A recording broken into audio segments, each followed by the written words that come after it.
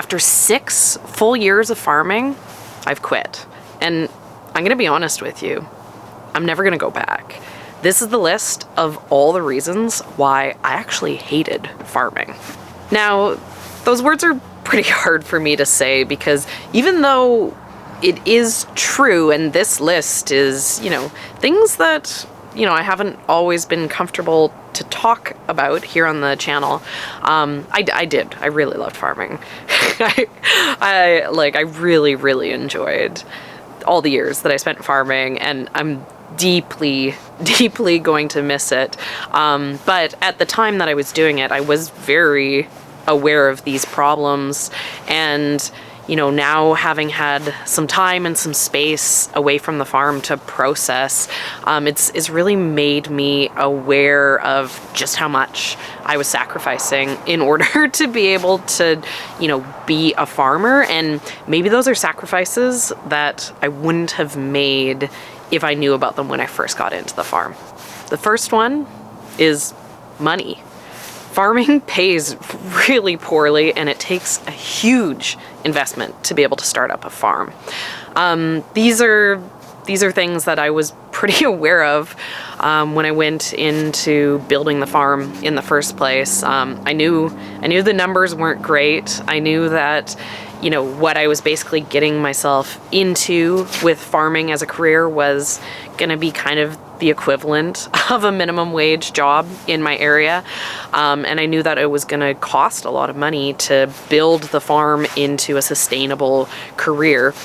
The reason why I did it anyways is that, I figured, farming has longevity. It's kind of when the economy suffers and, some of the better paying jobs start to disappear, farming, poorly paid, but it's still there. But honestly, the numbers really aren't good. On this channel, I talked all the time that the plan was to be able to do $100,000 in gross sales. And you guys all saw just how many hours of work it took to build towards that. And we never even did hit those numbers. But gross numbers and profit are not the same thing. Most farms actually only profit about 30% of their gross. That's kind of the standard number. So, that's a lot of work to take home $30,000 at the end of the day. And now that I'm in a position where, I'm an individual person having to pay all my bills, I don't have the stability of a dual income household, I can't afford to make the risks and sacrifices that it would take to be a farmer. This is one of the things that's always deeply saddened me about farming, and something that I hope is going to kind of change moving forward. There's so many people who would really like to be involved in farming, and the fact that it's just not really economically viable for so many people is scary for me, right? Because we need farmers. Our society crumbles without food. It crumbles without farmers. And I would hope that as we move forward, there's going to be more financial recognition of just how important those jobs are. Number 2 is sleep. I really value being able to get enough sleep. If I get less than 8 hours of sleep a night, it really starts to affect me. And, I can do nights every once in a while where I'm getting less. I'm a mother. If you have kids, you know how it is. You learn how to get by without sleep. But it really takes its toll. And when you are interrupting your sleep, sacrificing your sleep, over and over and over again, when it becomes a pattern of, not respecting your sleep, it can have some really serious effects on your mental health and your physical health and, just everything. So, the way that farming is kind of structured, wasn't great for having a good, steady sleep schedule. And, being able to actually get some proper rest is probably one of the things I'm most grateful for at this point, having, you know, had some time away from the farm. And it also brings me to why I'm really grateful for the sponsor of this video, Birch, because, you know, having a good bed is really important for sleep too. With the start of the new year, I've been thinking about my New Year's resolutions, like giving myself grace and also getting new routines. And another resolution at the top of my list this year is improving the quality of my sleep. That's why I'm so excited that this video is sponsored by Birch Living. Birch Living makes fiberglass-free mattresses and sleep products crafted with natural and organic materials and free from polyurethane foam, which can cause harmful off-gassing.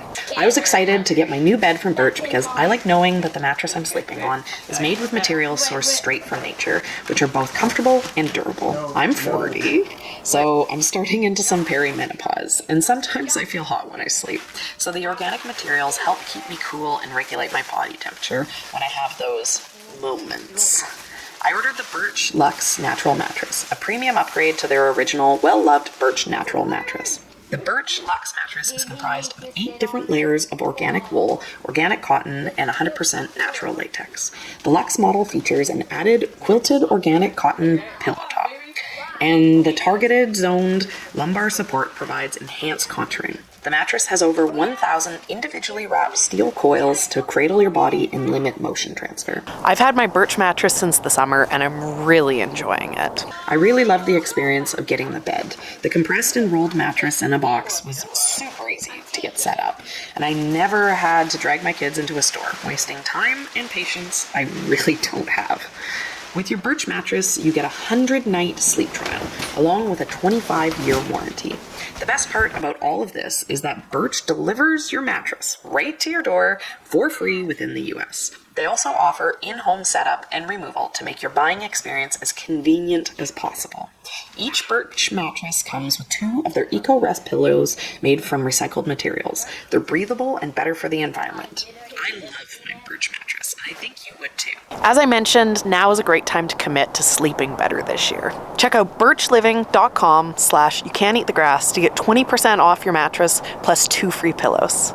Number 3, small, unexciting tasks take up a large amount of time. And this is something that I really think the videos don't ever translate. Kind of my favorite example of this is bucket washing. You know, being a flower farm, bucket washing is something that had to happen all the time. Any buckets that were used for harvesting, they needed to be clean so that the quality of the cut flowers would be high. Dirty buckets lead to dirty water, which leads to flowers that just don't last. So every single time I used a bucket, it had to get washed. Every single time I built bouquets, those went into buckets. Those buckets had to be washed. When I actually crunched down the number of hours that I was washing buckets to other labor on the farm, it came up to about 10% of the time that I was working.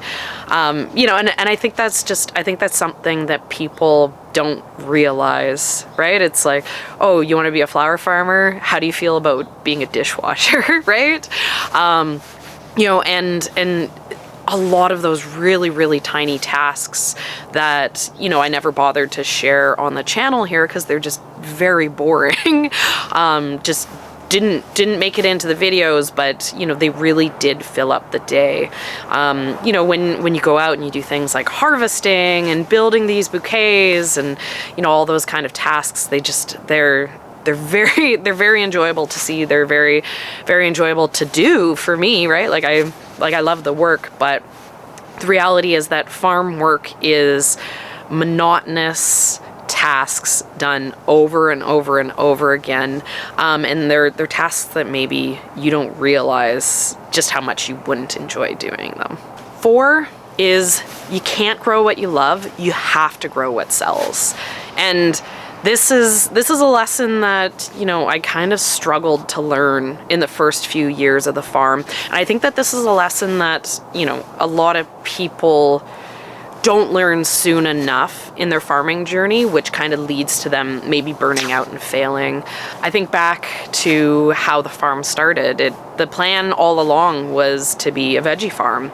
You know, food is my number one passion when it comes to growing. The idea of being able to like feed my community was a huge element of what drove me to, you know, want to have a farm in the first place. And, you know, it was really disappointing to see how much of a struggle it was to be able to get the farm to work, providing food in the way that I wanted to. You know, there was food crops that sold. Lettuce did really well. Carrots did well, but, you know, there was complications on the farm that made it so they weren't necessarily the most successful crops that we grew. I think back to one of my favorite things that I grew. I tried it for years, I was like, once people try this, once they eat it for the first time, they'll see how delicious and amazing it is. I'm gonna convince my community they need to eat this. I had this mustard mix. It was like smaller mustard greens. I do it as like a baby green, but I also really liked it as a little bit of a larger green. Mustard greens are incredibly like, okay guys, mustard greens. I'm still trying. I'm still trying to convince everyone on mustard greens, but just amazing. You can eat them as a salad. They're amazing cooked. They do really well in spring when there's so few other options. The depth of flavor on them, it like broke my heart every time I tried to grow mustard greens, send it down to the market, and no one could be convinced to buy it. You know, but you can't work for free. And so when you have a farm, you have to be really focused on what sells. And that's how the farm became a flower farm in the first place. The flowers sold, so we had to grow the flowers. And even once I got into growing the flowers, I still again and again ran into those same frustrations. There was some flowers that, you know, I just loved so much, but trying to get customers to go for those flowers was always a challenge. And, you know, I learned that you got to grow what sells. If you want to make money, you got to grow what sells. Number 5 is instability. You're one accident away from it all falling apart. And, you know, this is true of all entrepreneurship. It's one of the things that kind of has made the transition that I'm currently going through really scary. When you have an employer, you have a regular paycheck, you know, you can kind of depend on that. You can plan your life around that money coming in. But when you're self-employed, you know, the money isn't always clear where everything is going to go. And so, you know, with the farm, yet again, it's that the money was uncertain, but beyond that, it was so physical. So, you know, something as simple as, I remember one time getting COVID and out for a week, and it was during like one of the most intense springtime periods of the year on the farm. Being out for a week was a pretty drastic hit to the productivity and the overall income of the farm. But because I had COVID and I'd never had it before, I didn't realize that, you know, once I had recovered getting back to work, I was like, okay, I got to catch up. I need to make up for all this lost time. And, you know, the COVID exhaustion, it actually took me 2 more weeks after feeling better to be able to be at the point that I could work at my regular rate. And so, you know, kind of lost like 3 full weeks of productivity on the farm. And that year, the farm never fully recovered from, you know, the losses that were there.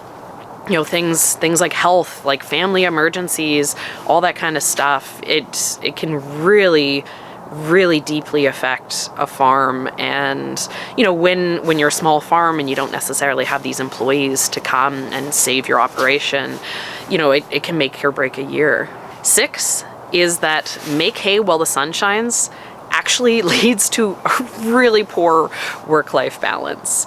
Farming is very, very intensive. Here in British Columbia, Canada, where I live, we have labor laws specifically around farming that say that farmers don't have to pay overtime because farming isn't a 40-hour-a-week job. That's just, there's a recognition of it. Farming is you work and you work and you work and you work and you're super excited that there's so many daylight hours in the days in the summer because you work and you work and you work.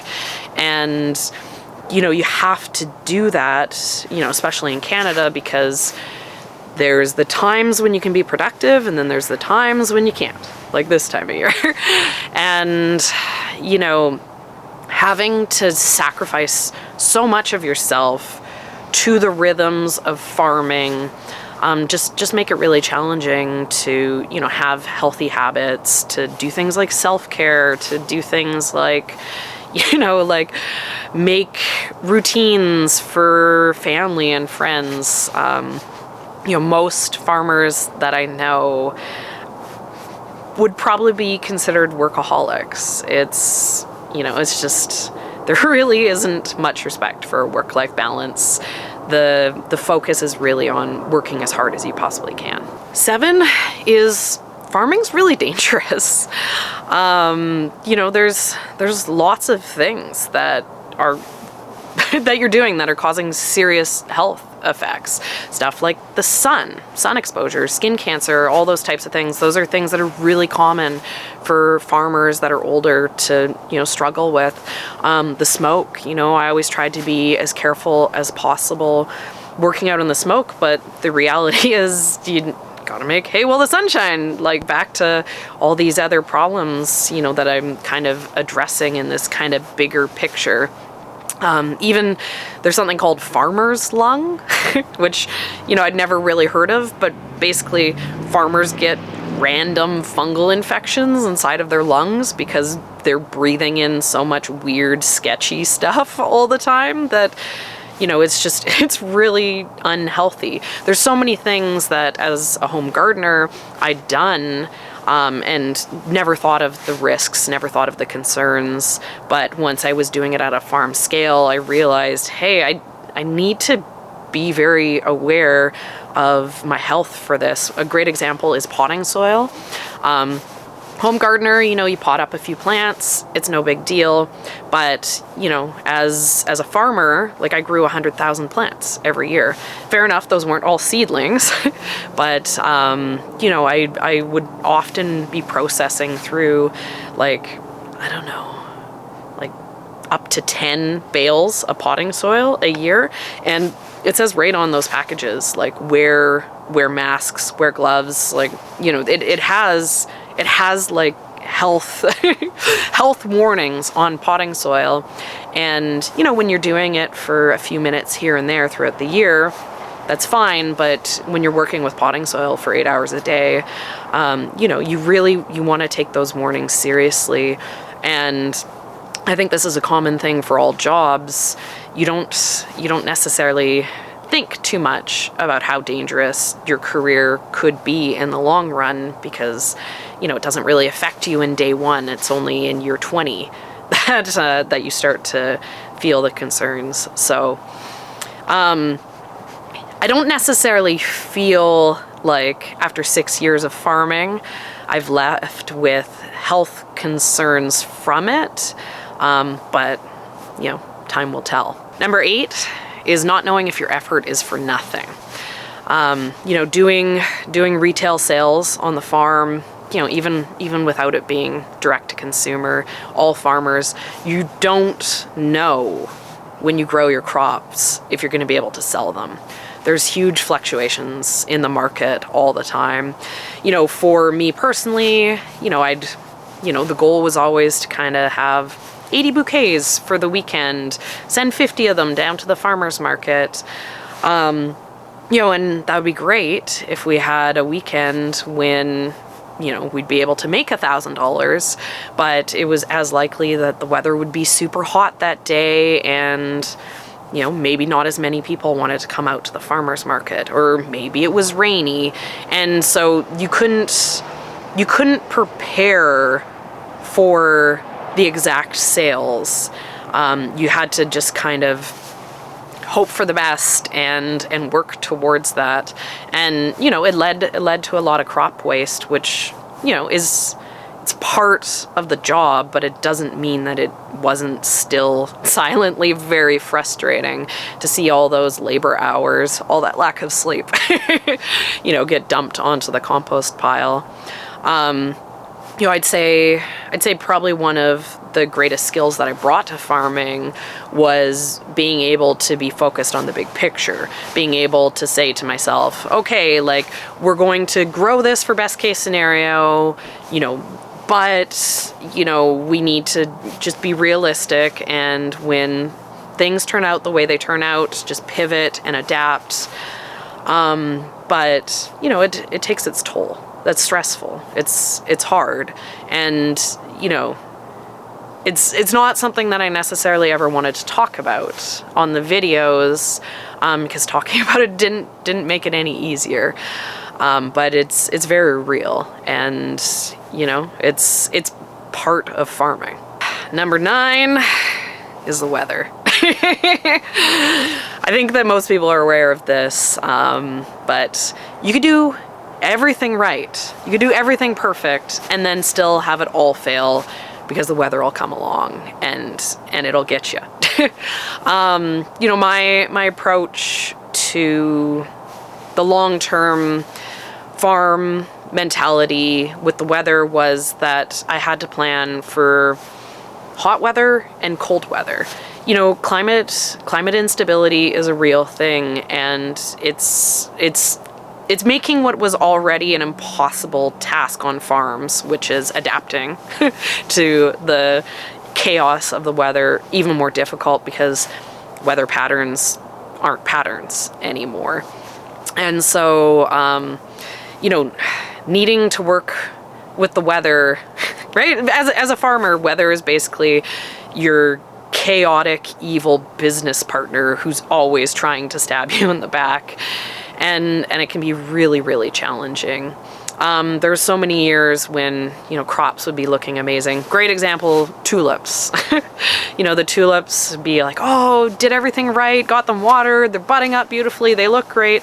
And then all of a sudden on the day when they're ready to be harvested, the heat wave comes, and when you would have had 12 hours to pick your 12 hours worth of tulips that are all ready on the same day, the heat comes and now they're all blooming out, and you actually only have 6-hour window, but there's still 12 hours of work. And, you know, there's nothing you can do when you're hit with that other than just do your best, right? And, you know, I think this really is a biggest part of the frustration with farming. All you can do is kind of go out there and be flexible and be positive and do your best, but it's hard. Number 10 is farms are basically like babies.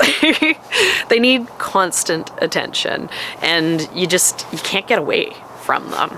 You can put in all these systems, you can do all these things to get a little bit more freedom, a little bit more movement with the farm.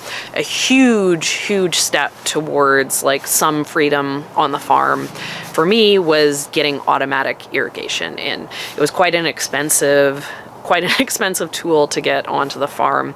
I think in total, you know, up until this point, the farm has spent about $20,000 on irrigation, which I'm sure seems just insane when people hear that.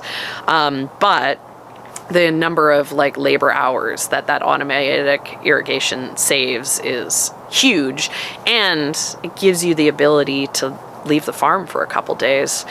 But even when you do these things that get you that freedom, you know, you get a babysitter for your baby, it doesn't mean that disaster isn't still going to strike and call you back from, you know, whatever you had planned. I know we went on a weekend trip. We went down to Seattle for a weekend, and even though we don't live in an area where there's very much wind, even while we were gone on that trip, like a tornado, like a mini localized tornadoes type weather event hit one of our greenhouses and pulled down like a huge amount of the farm. And it's like, okay, well, do you go back? Do you leave it be? Right? It's, you know, it's just, you're very, very tied to the farm. And unlike a baby, which, you know, you invest 20 years into and it grows up and it's an independent adult, you know, farms, they never grow up. They always stay babies. They're always needing that attention. They're always needing that priority, and they're always ready for chaos and disasters to hit. And finally, one that I kind of didn't realize at the time is farming's really lonely. You're very stuck on the farm. You know, it's very hard to get away. Like I was saying, there's so much work. There's so much time. There's so many tasks that are needed. And a lot of this is like very isolating work. You know, for 6 years, I was kind of on the farm and not really going anywhere else. It was wonderful during, you know, a few years when everything was shut down because of COVID. You know, I still had my routines, I still had my patterns, I still had my entire life to continue the way it had through COVID. But the reality is, the reason why my life didn't change during COVID is I basically already lived in my house and never went anywhere. You know, so that kind of isolated COVID experience that so many people had is kind of what just life on the farm is. You know, I did a lot of the market prep labor, which was really exhausting and really tiring and took a lot of hours, which meant that, you know, it didn't make sense for me to go to the market. But I know that, like, if you were to watch the videos, you know, that element of like fun and exciting interaction that the market was, that wasn't really available in my life. And because I was so busy, because I was prioritizing so much the work of the farm, I actually lost a lot of like friendships, and, you know, I didn't spend a lot of time with family because of it. You know, I wasn't available. I gained a lot of like really valuable friends while doing it, because I networked a bunch with a bunch of other farmers, and it was really valuable for me to have people who were experiencing a similar thing in their life, people who, you know, understand not being super available during the peak of the season, but then having time during the off season. I have some friendships that I got in the farming community that I hope I'll have those people in my life forever, because I love them so much. But, you know, I think that it's something that's not pointed out too much. But I think it's a pretty universal experience. I think a lot of people get into farming because maybe they're more introverted, and, you know, having that quiet and that space and that kind of hermit type life is a value to them. But it's also limiting, right? You get stuck into that pattern and you just can't get out of it. So, you know, hug your farmers. They're probably needing a hug. They're probably needing a little bit of some interaction. As I said at the beginning, this list is real. Like I feel kind of vulnerable, like sharing some of these things with you guys, because I do love farming so much. And I think at the time, while I was actively farming, I didn't really want to think about these negative things that I was experiencing, because they'd make me question if I should continue, right? Because a lot of these things were, you know, causing some like really serious negative effects to my life. And I didn't want to give up farming. I didn't want to stop. But, you know, I think there's value to knowing that farming isn't only just this like beautiful fantasy, because so many of us are drawn to it, and, you know, I think it's worth considering like the risks as well. Though, I mean, I'd still be farming if I could. I love farming. Farming's the best. And like, as I was saying, I have like a bunch of friends that I've made who are farmers over the years. And, you know, I think about it and I'm like, oh, I'm gonna be missing farming so much. But I have these friends and I can like go over to their farms and I can like harvest for a weekend with them and I can like get my farming fix because, you know, in a way farming is almost an addiction. And, you know, when you're deep in it, like it feels so good. You don't want to give up that high. So healthy balances moving forward. But yeah, even though these reasons are all reasons why, it's probably for the best that I'm no longer farming. Yeah, I still love farming.